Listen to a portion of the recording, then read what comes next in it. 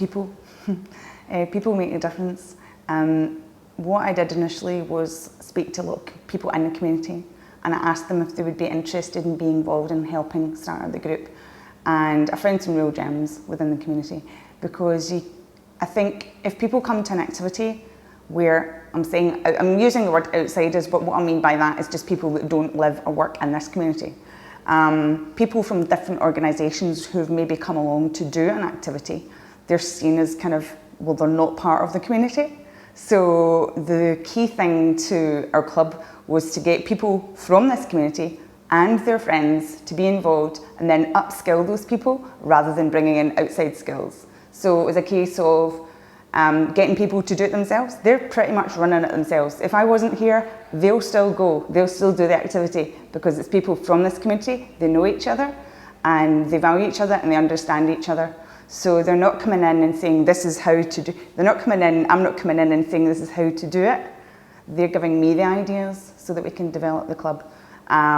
So we're not bringing in sort of outside trainers and so on, or outside help. It's owned by the people that are in this community. I think coming on board with the management was a huge thing. We ran this as a one-off event, and then went back to management and said, this is really successful, but we need your buy-in to this. We need you to allow us to meet with the activity coordinators, which we've now set up a network and we meet regularly. And we need your buy-in so that you will allow us to come into your care home, to do different events in the care homes, put on training. Part of last year was involved in training. There is only one activity coordinator normally in a care home, and that's covering 65 residents. If you want to get them active every day, that's impossible for one person to do. So we wanted to get the message out that every care, kitchen, member of staff, anybody in that care home, it is their business to help residents be active. Whether it's just a little encouragement, whether it's a little dance with them in the morning, or if it's taking them for a walk.